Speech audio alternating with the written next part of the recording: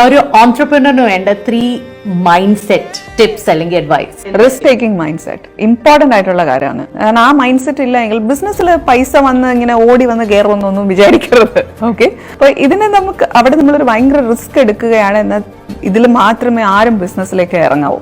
പിന്നെ ഏത് ബിസിനസ്സിലേക്ക് ഇറങ്ങുകയാണെങ്കിലും നമുക്കൊരു ലീഡർഷിപ്പ് ആൻഡ് മാനേജ്മെന്റ് ക്വാളിറ്റീസ് വേണം. അതില്ല എന്നുണ്ടെങ്കിൽ നമ്മുടെ കൂടെ നമുക്ക് ആൾക്കാരെ നിർത്താനും ഡ്രൈവ് ചെയ്ത് കൊണ്ടുപോകാനുമായിട്ട് വളരെ നമ്മൾ ബുദ്ധിമുട്ടും. പിന്നെ എന്ന് പറയുന്നത് എന്തും പഠിക്കാനുള്ളൊരു മനസ്സുണ്ടാവണം, തുറന്ന മനസ്സ്. ചിലപ്പോൾ നമ്മുടെ കീഴെ നമ്മൾ ജോലിക്ക് വെക്കേണ്ടി വരിക നമ്മളെക്കാളും സുപ്പീരിയർ ക്വാളിറ്റി ഉള്ള ഒരാളെ ആയിരിക്കണം, അങ്ങനെ ആയിരിക്കണമല്ലോ. അപ്പൊ അത് ചെയ്യുമ്പോൾ അത് അക്സെപ്റ്റ് ചെയ്യാനുള്ളത്, അവർ പറയുന്നത് കേൾക്കാനായിട്ട് അക്സെപ്റ്റ് ചെയ്യാനുള്ള ഒരു മൈൻഡ് സെറ്റ് നമുക്ക് വേണം. ഞാനാണ് പൈസ ഇറക്കിയത്, എനിക്കെല്ലാം അറിയാം, നീ ഒന്നും മിണ്ടണ്ട എന്ന് പറയുന്ന ഒരു ആറ്റിറ്റ്യൂഡിലാണ് നമ്മൾ ബിസിനസ് റൺ ചെയ്യാൻ പോകുന്നതെങ്കിൽ ബിസിനസ് സക്സസ്ഫുൾ ആവില്ല. ഇങ്ങനെ നമ്മുടെ ഫാബ്രിക് നമ്മൾ മില്ലിലേക്ക് കൊണ്ടുപോകും കേട്ടോ. നമ്മുടെ മില്ലിലേക്ക് ഇതാ വണ്ടി കൊണ്ട് ഇറക്കി ഇനി ഇതിൻ്റെ ഓരോരോ പ്രോസസ്സിംഗ് ആണ് നിങ്ങളെ കാണിക്കാൻ പോകുന്നത് കേട്ടോ. അതാണ് നമ്മൾ കാണേണ്ട, ലോകം അറിയേണ്ട കുറച്ച് കാര്യങ്ങളുണ്ട്. എത്രമാത്രം എഫേർട്ട് എടുക്കുന്നുണ്ട് എന്നുള്ളത് ഓരോ ആൾക്കാരും. ഇതൊക്കെ നമ്മൾ ഒന്നുമില്ലെങ്കിലും നമ്മൾ വിനോദസഞ്ചാരത്തിനൊക്കെ പോകുമ്പോഴെങ്കിലും കാണേണ്ട കാര്യങ്ങളാണ്. പക്ഷെ ഒരിക്കലും നമുക്ക് ഇങ്ങനെയുള്ള ഇതിലേക്ക് എൻട്രി ഒരിക്കലും കിട്ടില്ല കേട്ടോ. ഒരിക്കലും ആര് വന്നാലും എൻട്രി ഇങ്ങനെ മില്ലിനകത്തേക്ക് കിട്ടത്തില്ല. അത് വേറൊരു കാര്യമാണ് കണ്ടോ, ഇങ്ങനെ കൊണ്ടുപോകണം. ഇതാണ് നമ്മുടെ ഡ്രയർ. അതായത് ഭയങ്കര ഇത് കാണുന്ന കോടിക്കണക്കിന് രൂപയും ഭയങ്കര പവറൊക്കെ ഉള്ള ഹാൻഡ്ലൂംസ് അല്ല, മില്ലുകളാണ്. ഇതാണ് ഡ്രയർ. ഇതിനകത്തിട്ടാണ് നമ്മൾ കപ്പട വാഷ് ചെയ്യുന്നത്. ഇത്രയും വലിയ വാഷിംഗ് മെഷീൻ ഉണ്ടല്ലോ നമ്മുടെ, അതേപോലെ നോർമൽ വാഷിംഗ് മെഷീൻ അകത്തിട്ട് ആദ്യം നമ്മൾ ഇതിനെ നന്നായിട്ട് വാഷ് ചെയ്തെടുക്കും കേട്ടോ. അതിനകത്തിട്ട് നല്ലതായിട്ട് വാഷ് ചെയ്തെടുത്തിട്ട് അത് നിങ്ങൾ കാണുന്ന എത്ര പേരാണ് ഇത് ചെയ്തുകൊണ്ടിരിക്കുന്നത്, എന്തുമാത്രം ആൾക്കാർ, എന്തുമാത്രം ചൂട്. ഇത് വാഷ് ചെയ്ത് വന്നിട്ടുണ്ട് കപ്പടാസ് എല്ലാം വൈറ്റ് ഗ്രേസ് ആണ് കേട്ടോ. അത് കഴിഞ്ഞിട്ട് ഇത് സ്റ്റീമറാണ്. ഇത് സ്റ്റീമറിൽ നിന്ന് പുക പോകുന്നതാണ്. നമ്മൾ ഈ വാഷിംഗ് മെഷീൻ അത് നമ്മൾ ഡ്രയർ ചെയ്ത് വരത്തില്ലേ നമ്മുടെ ഫാബ്രിക്സ്, അതുപോലെ നമ്മൾ നോർമൽ തുണി അലക്കുമ്പം അങ്ങനത്തെ സ്റ്റീമറായി ഈ കാണുന്നത്. ഇതിനകത്താണ് നമ്മുടെ ഈ തുണി മുഴുവൻ സ്റ്റീം ചെയ്ത് വരുന്നത്. അതിന് വേണ്ടുന്ന അതൊക്കെ പവർ ഉൽപ്പാദിപ്പിക്കുന്നത് കൽക്കരിയിൽ നിന്നാണ്. നോക്കി കണ്ടോ, മെറ്റിലൊക്കെ ഉണ്ടല്ലോ, ഈ കൽക്കരി മെറ്റിൽ, അതിനകത്ത് നിന്ന് അതിനെ ഖനനം ചെയ്തിട്ടാണ് ഈ തീ ഉണ്ടാക്കുന്നത്. നോക്കിയോ, അതിൻ്റെ മെഷീനറീസാണ് ഇത് കംപ്ലീറ്റും കേട്ടോ. ഇതാണ് മെഷീനറീസ്. ഗുജറാത്തിൻ്റെ പ്രത്യേകത എന്ന് പറഞ്ഞു കഴിഞ്ഞാൽ നമുക്ക് ഒന്നും അങ്ങനെ മലിനമാക്കത്തില്ല. ഇവരധികം നമ്മുടെ വായു ഒന്നും മലിനീകരിക്കത്തില്ല കേട്ടോ. ഇവരെല്ലാം ഭയങ്കര വലിയ പ്രോസസ്സിംഗ് ആണ് ചെയ്യുന്നത്. ഇത്രയും കെമിക്കൽസൊക്കെ ഉപയോഗിച്ച് ഒക്കെ ചെയ്യുന്നതിൻ്റെ ഒക്കെ കാര്യങ്ങളെല്ലാം വളരെ നിസാരമായിട്ടാണ് അവരത് വളരെ വളരെ ഇതായിട്ടാണ് അവരതിനെ എരിച്ചൊക്കെ കളയുന്നത്. അത്ര ബുദ്ധിമാന്മാരാണ് ഇവരെന്ന് പറയുന്നത്. കാരണം കൽക്കരിക്കകത്തുനിന്ന് നമ്മളിത് ഉണ്ടാക്കിയെടുത്ത് ആ മെഷീനകത്തോട്ട് മെറ്റിൽ കയറ്റിയിട്ട് അതിനെ തന്നെ ഈ മെഷീനകത്തോട്ടാണ് മെറ്റിൽ കയറ്റിയിടുന്നത്. ഇതിനകത്ത് കയറ്റിയിട്ടിട്ടാണ് അതിനെ ഇങ്ങനെ റൗണ്ട് ചെയ്തിട്ട് നമുക്ക് തീ ഉണ്ടാക്കുന്നത് അവർ. അതായത് ഈ മില്ല് വർക്ക് ചെയ്യാൻ ആവശ്യമായിട്ടുള്ള ഗ്യാസ് അത് സ്വന്തമായിട്ട് ഉൽപ്പാദിപ്പിച്ചെടുക്കുക കണ്ടോ. ഈ മെഷീനകത്തൊക്കെ നമ്മൾ വീണ തീർന്നു കേട്ടോ. തവിട് പൊടിയെ അരഞ്ഞ് തവിട് മെറ്റിലായിട്ട് തിരിച്ചു വരും. ഇത് അങ്ങനെ ഇതിനകത്തിട്ട് വെച്ചിട്ട് നമ്മൾ വേണ്ട കണ്ടോ, ആ തീ വരുന്നത് കണ്ടോ സൈഡിൽ കൂടി, അത് ആ തീക്കകത്തു നിന്നാണ് ഈ സ്റ്റീം എല്ലാം വർക്ക് ചെയ്യുന്നത്. ഇതെല്ലാം ഹീറ്റ് ചെയ്യുന്നതും എന്നിട്ട് അതിനാവശ്യമായിട്ടുള്ള ഇതാണ് കണ്ടോ വരുന്നത് കണ്ടോ, ഈ തീയാണ് കേട്ടോ. ഇതിങ്ങനെ വരും. ഇതിനകത്തു നിന്നുള്ള ഭയങ്കര ചൂടാണ്. ഞാൻ അതിനകത്ത് നിന്ന് ഉരുകിപ്പോയി കേട്ടോ. എൻ്റെ കോള് നിങ്ങൾക്ക് കാണിച്ചു തരാം. അത് കണക്കല്ല ഇത്രയും മനുഷ്യർ ചൂടത്ത് നിന്ന് വർക്ക് ചെയ്യുന്നത്. ഇതെൻ്റെ പുക എല്ലാം കരിവെച്ച് കഴിഞ്ഞിട്ട് ഇതിൻ്റെ പുക ഇതിൻ്റെ ഏറ്റവും മുകളിൽ കൂടെ പോകുന്ന വലിയ കുഴലാണ്. ഏറ്റവും മുകളിൽ കൂടെ അങ്ങ് പുകയങ്ങ് പോവും. വെള്ളമെല്ലാം താഴോട്ട് വിടും, ഏറ്റവും താഴോട്ടാണ് വിടുന്നത്. ഇതെന്നിട്ട് ആ ഫാബ്രിക്കിനകത്ത് നമ്മൾ ഡ്രൈർ ചെയ്ത് വരുമ്പോഴത്തേക്ക് നൂലുകളുണ്ടല്ലോ, ആ നൂലുകൾ എടുത്ത് കളയുന്ന സംവിധാനമാണ്. അതെല്ലാം മെഷീൻ വഴിയാണ്. നോക്കി പൊങ്ങി നിൽക്കുന്ന മൂലുകൾ, ആ നൂലാണ് ആ മേളിൽ ചുറ്റി വരുന്നത്. എന്താണ്ട് ഇങ്ങനെ ആ മേളിൽ ചുറ്റുന്നത് കണ്ടോ, ആ ചുറ്റുന്നതെല്ലാം ഈ നൂലുകളാണ്. ഈ നൂല് ഇങ്ങനെ ചുറ്റി കണ്ടോ, ഇങ്ങനെ ചുറ്റിയെടുക്കും. അതിനകത്ത് എല്ലാം ഈ പൊങ്ങി നിൽക്കുന്ന നൂലെല്ലാം ആ മേളിൽ കാണുന്ന അതിനകത്തോട് ചുറ്റി ഇങ്ങി വരും. എന്ത് വലിയ പ്രോസസ്സിംഗ് ആണെന്നറിയാമോ നടക്കുന്നത്. എന്നിട്ട് അതിനെ പോളിഷ് ചെയ്ത് വരും. നോക്കി എന്ത് ഭംഗിയാന്ന് നോക്കി. അത് സാധാരണ നമ്മുടെ ജോർജറ്റ് കോട്ടൺ ഫാബ്രിക് എല്ലാം ഇങ്ങനെ തന്നെയാണ് വരുന്നത്. ഇതിങ്ങനെ നല്ല രീതിയിൽ പോളിഷ് ചെയ്ത് കയറി വരും കണ്ടോ, പോളിഷ് ചെയ്ത് വരുന്നുണ്ടോ നല്ല രീതിയിൽ. ആ ചുളുങ്ങിയ നമ്മുടെ ഈ വാഷിംഗ് മെഷീനകത്തിൻ്റെ തുണികളെല്ലാം ചുളുങ്ങി കിടക്കത്തില്ലേ, അതേ സെയിം പ്രോസസ്സിംഗ് ആണ്. ചുളുങ്ങുന്ന സാധനത്തിന് നമ്മൾ അയൺ ചെയ്ത് ഹീറ്റ് ചെയ്ത് പ്രിൻറ്റിങ്ങിലേക്ക് വിടുക കണ്ടോ. എന്നിട്ട് ഇതിനകത്ത് കളർ കയറ്റും നമുക്ക് ഏതാണോ ബേസ് കളർ, റെഡ് ആണെങ്കിൽ റെഡ്, ബ്ലാക്ക് ആണെങ്കിൽ ബ്ലാക്ക്, ആ കളർ കയറ്റുന്ന സംവിധാനമായി ഈ കാണുന്നത്. അതിനകത്തോട്ട് ഫുള്ളും ഭയങ്കര ഹീറ്റാണ് കേട്ടോ. അവിടെ നമുക്ക് നിൽക്കാൻ പറ്റത്തില്ല. എനിക്ക് അധികം നിൽക്കാൻ പറ്റാത്ത കാരണം ജാസ്തിയായിട്ട് ഞാൻ എടുത്തിട്ടില്ല. കാരണം ഭയങ്കര വലിയ പ്രോസസ്സിംഗ് ആണത്. നമ്മൾ ദൈവമേ, ഞാൻ അവരോട് പറഞ്ഞു നിങ്ങളുടെ കാല് കഴുകി കുടിച്ചാലും മതിയാകില്ല എന്ന് പറഞ്ഞു ഞാൻ ആ ജോലിക്കാരോട്. അത്രയും ചൂടത്ത് നിന്ന് എഫേർട്ട് എടുത്ത് ചെയ്യുന്നതാണ്. ഇതെല്ലാമാണ് നമ്മുടെ പ്രിന്റിങ്ങിന് വേണ്ടി യൂസ് ചെയ്യുന്ന ലോഹങ്ങളാണ്. അതെല്ലാം ഇരുമ്പ് ഷീറ്റുകളാണ്. കാരണം ഇത്രയും വലിയ വലിയ ലോഹങ്ങളിനകത്താണ് ഇത് ചെയ്തെടുക്കുന്നത്. കണ്ടോ, പ്രിന്റിങ് കമ്പ്യൂട്ടർ വഴി ആ ലോഹത്തിൽ, അത് ഇരുമ്പ് തകിടാണ് ഞാൻ നേരത്തെ കാണിച്ചത്. ആ തകിടിനകത്ത് ദാണ്ട് ഇതുപോലെ പ്രിന്റ് ചെയ്തുകൊണ്ടിരിക്കുക. കണ്ടോ, ഇങ്ങനെ പ്രിന്റ് ചെയ്തുകൊണ്ടിരിക്കും. ഇതിങ്ങനെ പ്രിന്റിംഗ് ആയിട്ട് അവർ മെഷീൻസിൽ ഇങ്ങനെ പ്രിന്റിങ് കയറ്റി വിടും. നോക്കി, അതാദ്യം നമ്മൾ ആ പ്രിന്റ് കമ്പ്യൂട്ടറിൽ ഇങ്ങനെ കൊടുക്കും. ഈ കായ്കളും പൂയ്കളും ഒന്നും നിങ്ങൾ കണക്കാക്കണ്ട. ഈ കായ്കളും പൂകളും ഒക്കെ ഫാബ്രിക്കിനകത്ത് വരുമ്പോൾ ഫാബ്രിക്കിന്റെ ഭംഗി നിങ്ങൾ കണ്ടോണം. എന്ത് മനോഹരമാവും. ഒരു ഫാബ്രിക്കിനകത്ത് 12 കളേഴ്സൊക്കെ ആഡ് ചെയ്യാറുണ്ട്. നിങ്ങൾ ശ്രദ്ധിച്ചിട്ടുണ്ടോ? അത് ജോർജറ്റിന്റെ പ്രിന്റുകളൊക്കെ അതിനകത്തൊക്കെ ഒരുപാട് കളേഴ്സ് ഇങ്ങനെ ആഡ് ചെയ്ത് മിക്സ് ചെയ്ത് എങ്ങനെയാണ് ഇത് വരുന്നതെന്ന് നിങ്ങൾക്ക് അറിയണ്ടായോ? നിങ്ങൾ അറിഞ്ഞിരിക്കേണ്ട കാര്യങ്ങളാണ് ഇതൊക്കെ കേട്ടോ. നമുക്ക് നമ്മുടെ മക്കളോടാണെങ്കിലും നമുക്ക് പറഞ്ഞ് മനസ്സിലാക്കി കൊടുക്കാം. നമ്മുടെ മക്കളോടാണെങ്കിലും നമ്മൾ നിസ്സാരമായിട്ട് നമ്മുടെ ഡ്രസ്സുകളൊക്കെ വലിച്ചെറിയുമ്പോഴും എടുത്തെറിയുമ്പോഴൊക്കെ നമുക്ക് അവർക്ക് മനസ്സിലാക്കി കൊടുക്കാം. ഇത് നമുക്ക് കാണിച്ചു കൊടുക്കാം അവർക്ക്.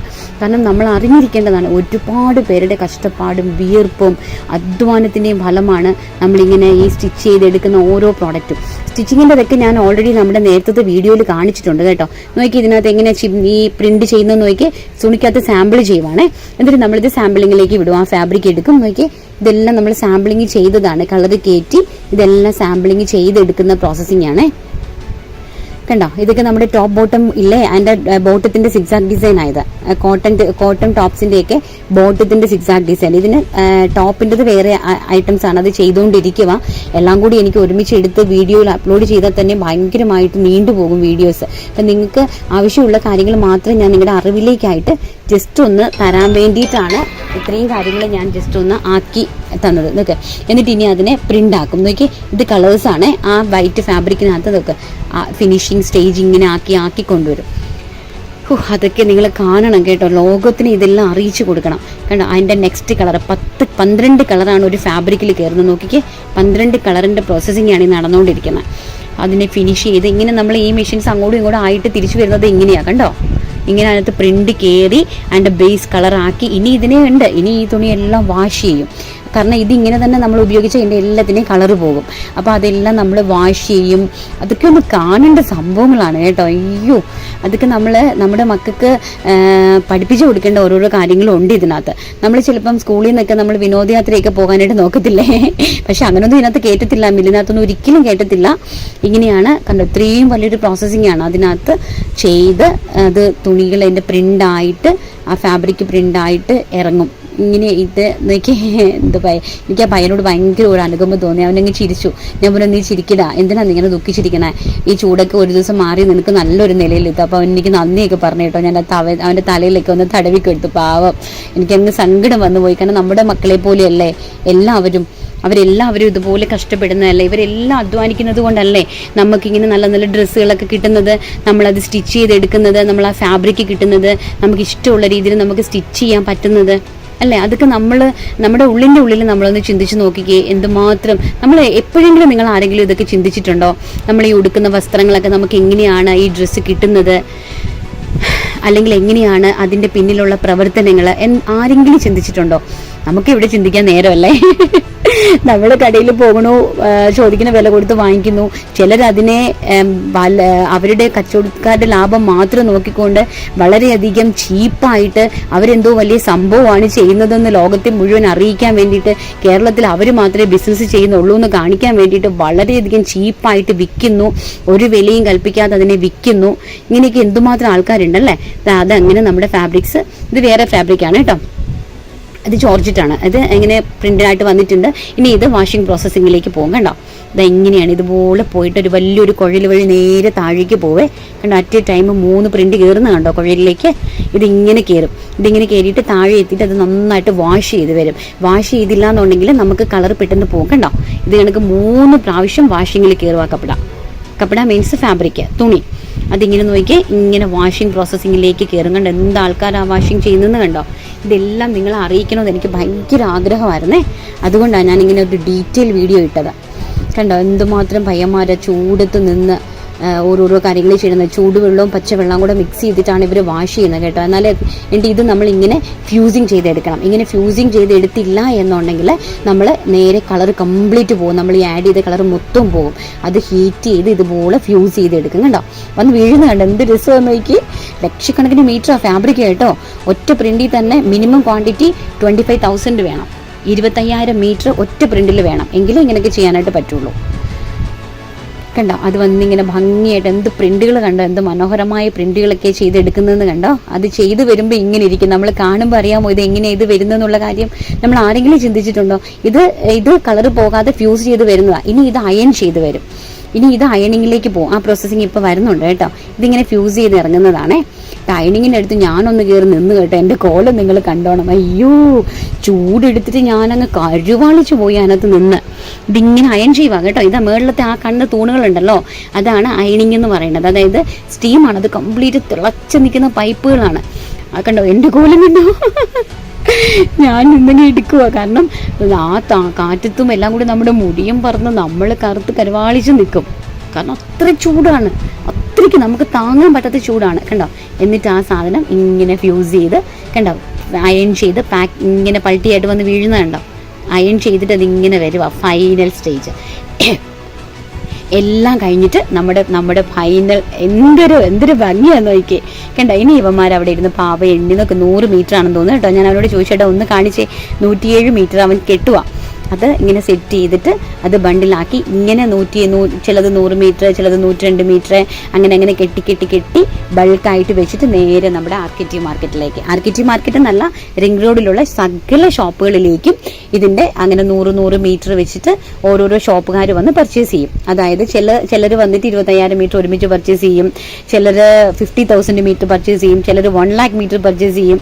അങ്ങനെ പർച്ചേസ് ചെയ്യുന്ന സാധനങ്ങൾ ഇതുപോലെ നമ്മൾ ഇങ്ങനെ 100 മീറ്റർ ആയിട്ട് കെട്ടി 4 കളർ സെറ്റ് ആയിട്ട് ബണ്ടിലാക്കി ഓരോരോ ദുക്കാനിലേക്ക്, അതായത് നമ്മുടെ റിംഗ് റോഡിലുള്ള ലക്ഷക്കണക്കിന് ഷോപ്പുകളിലേക്ക്.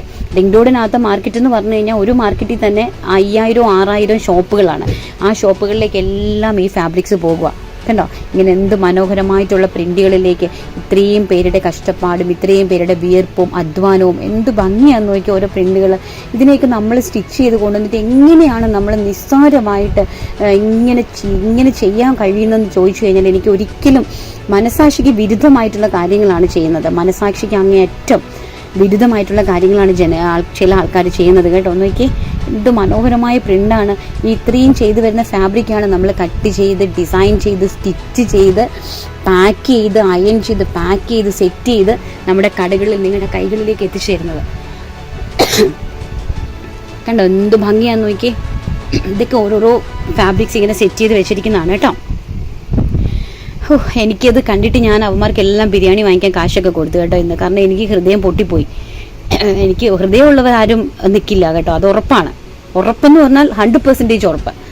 നിങ്ങളെല്ലാവരും എനിക്ക് ലോകത്തെ മുഴുവൻ അറിയിക്കണമെന്നുണ്ടായിരുന്നു. അപ്പോൾ അവർക്ക് ഇതെല്ലാം കഴിഞ്ഞിട്ട് ഞാൻ എല്ലാവരോടും ബൈ പറഞ്ഞ് പുറത്തേക്ക് ഇറങ്ങി. എല്ലാവർക്കും ഭയങ്കര സന്തോഷമായിരുന്നു. ഞാൻ എൻ്റെ മാനേജർക്ക് 5,000 rupees ഒക്കെ കൊടുത്ത് ബിരിയാണി വാങ്ങിക്കാനായിട്ട് അങ്ങനെ ഞാൻ പുറത്തേക്ക് വന്നു.